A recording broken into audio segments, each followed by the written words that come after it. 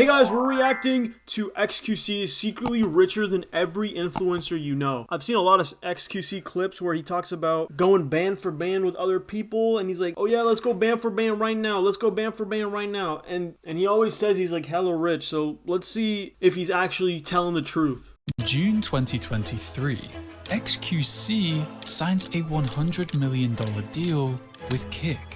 A guy who spends 12 hours a day playing video games is suddenly being compared to NBA stars. But that contract is only a slice of a fortune, now estimated at over $500 million. Holy shit. How did xQc stack that kind of money? And why does it keep dragging him into public feuds with the internet's biggest names? I'll be holding my composure, but f that. You're violating me. Oh my God, shut up! And what I said was cap, call cap on it. It's 2018. xQc logs onto Twitch, no longer wearing his Overwatch League jersey. His streams are loud, chaotic, and completely unfiltered, but it works. By mid-2019, he's averaging... I used to think his name was xQc or something, bro. But it's cool that he still has like Overwatch in his name, you know, not forgetting his roots. 20,000 concurrent viewers, often peaking over 50,000. That means tens of thousands of paid subs. In 2020, a Twitch earnings leak revealed that he'd made $8.4 million over 2 years, just from Twitch. At the same time, holy shit, bruh. And what's crazy is nobody can even understand what he's saying, so how is he getting all that money, bruh? his YouTube highlights channel exploded. That pulled in another $200,000 to $300,000 a year. He also picked up sponsorships, gaming companies, energy drinks, even a short stint with an esports org. By early 2021, xQc was making around $4 million a year, all from content. X streamed absurd hours every single day, often going live 10 to 12 hours without breaks. Wait, that's crazy. In the last image, they showed that he had 75,000 average viewers, even though he streamed for like 3,600 hours. Like, that's insane. That's like more than some countries. Like, all the people in the country are watching you at the same time for like hours and hours. Like, it's not like a speech where it's like 1 minute, 2 minutes, right? It's for hours, it's for days. Like, holy shit, that's insane. Like, just to think about how many people are watching him. And rarely, if ever, taking days off. Burnouts, bans, and meltdowns happen regularly. But instead of pushing viewers away, they brought more in. By the end of 2021, he became one of Twitch's most watched streamers. And what came next would make everything before look small. In late 2021, xQc added a new type of content: gambling streams. Fan estimates put his deal between $3 and $5 million a year. In early 2023, he casually said on stream that he'd wagered over $3 billion on in one session. He lost. How much of that money is like actually real though? Because like they're being sponsored, so it's like sponsored like fake money. I feel like some of that's what that is. I wish I had no morals to just like promote gambling to kids, bro. Like, that would be so free money, but I don't think I could ever do that. $300,000, shrugged it off, and kept going. It became a regular part of the content. These streams pulled huge numbers. The gambling content sparked controversy, but it worked.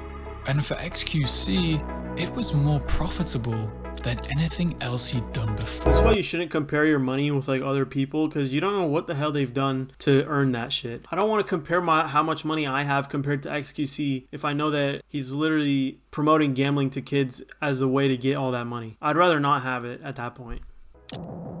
By mid-2023, rumors started circulating that xQc was negotiating with Kick. Then came the official deal. $70 million guaranteed, with up to $30 million in bonuses. The total, $100 million over 2 years. and no exclusivity, meaning he could still freely stream on Twitch and other platforms.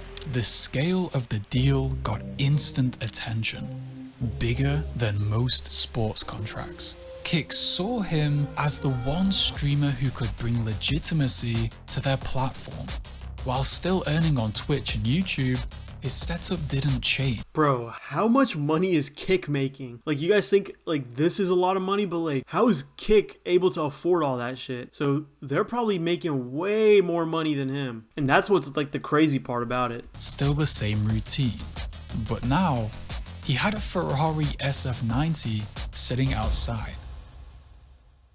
X used to downplay his lifestyle, but that didn't last.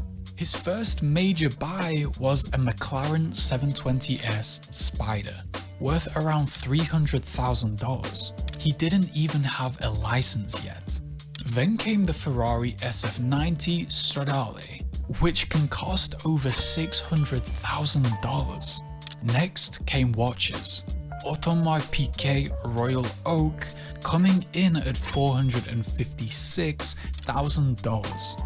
Followed I feel like even though he has a lot of money, all this shit like adds up quick. by other rare watches, each one of them making an appearance on stream. Fans have speculated that X's watch collection is over $50 million. He also bought his brother a Porsche 911 GT3 RS. That was another $200,000 plus.